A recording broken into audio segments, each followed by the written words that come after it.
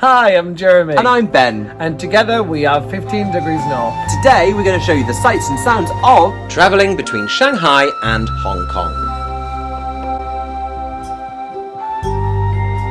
In our previous video, we showed you the sights and sounds of the beautiful metropolis of Shanghai, which was the starting point for our month-long tour around China.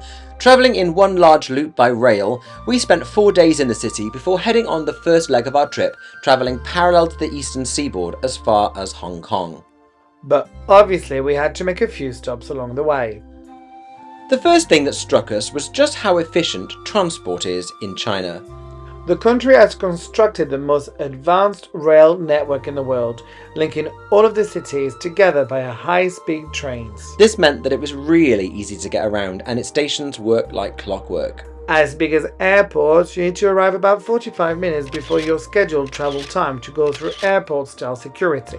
Your ticket, which you book online, is linked to your passport, which you need to scan in the machines, and off you go to your gate, which then lets you onto the platform 15 minutes before departure. Then a train arrives and you'll be guaranteed to leave on time. Seriously, we took 12 trains during our trip and not a single one was delayed by a single second.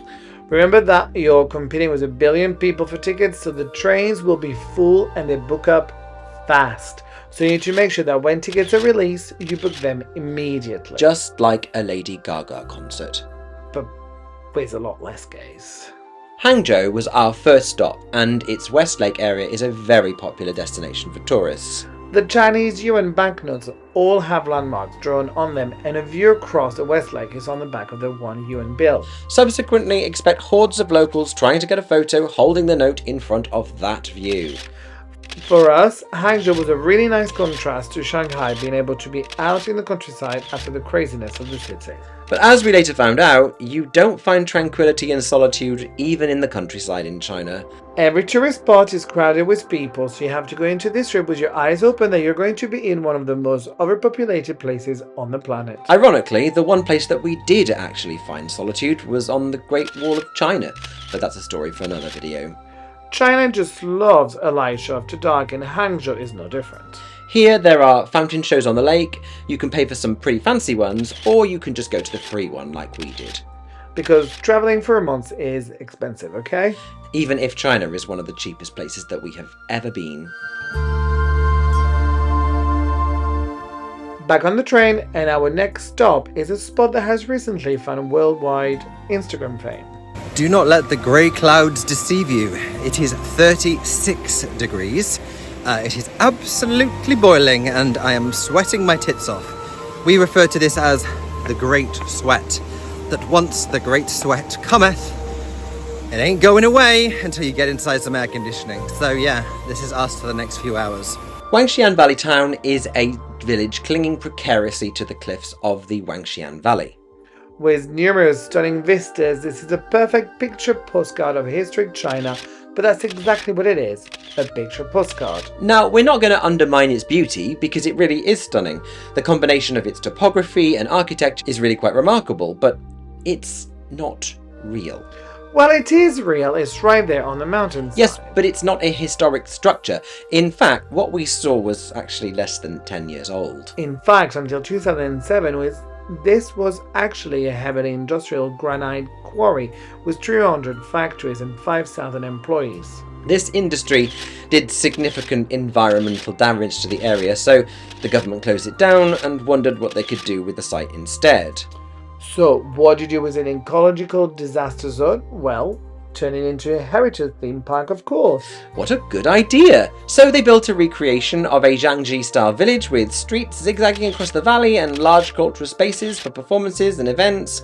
And within a decade, this transformed the ugliness of its industrial past into some of the prettiest spots in China.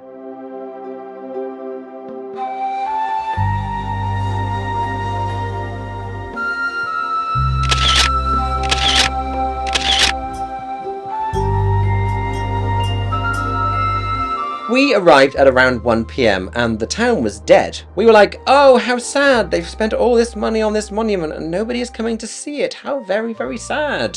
Oh well, how wrong were we? As we headed towards sunset, the people arrived in their thousands.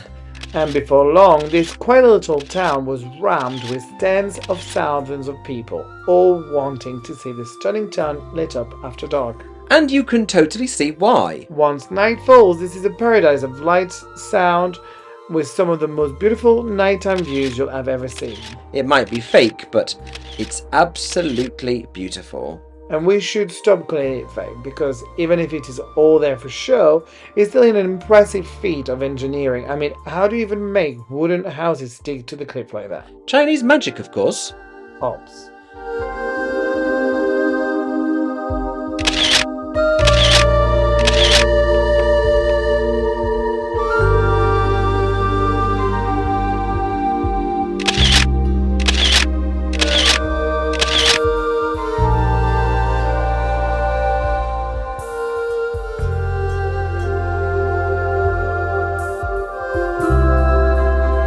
Back on the train again, and next is our most remote spot on this entire trip.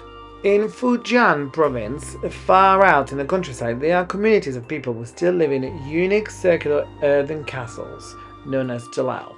We were intrigued by this slice of indigenous heritage, so we hopped in a taxi and stayed the night in a Tulous village.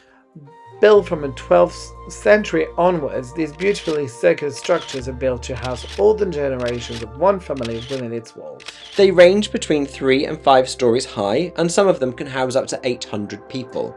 Built from stone, bamboo and compacted earth, these fortified structures are all within the same very small region, which has been designated as a UNESCO World Heritage Site. You pay entry into the area, which functions like a national park, and in return, you can wander into many of the Tulous, where its residents are more than happy to welcome you into their homes. If you watch the live-action remake of Mulan, you will see houses that look exactly like this. Although, in Mulan, it's not raining all of the time. Rain aside, we had an amazing time visiting these wonderfully authentic dwellings far out in the countryside of rural China. One of the lesser-known attractions of China. I only discovered it because I took Chinese lessons before we came, and my tutor showed pictures of these buildings in my lesson, and I immediately added it onto my itinerary. For us, finding these little hidden cultural gems can be the true highlight of discovering a country, and it was certainly in stark contrast to where we were heading next. Hong Kong. And so we end this leg of our tour here, but be sure to stay tuned for our next video, which will show you the highlights of Hong Kong and Macau.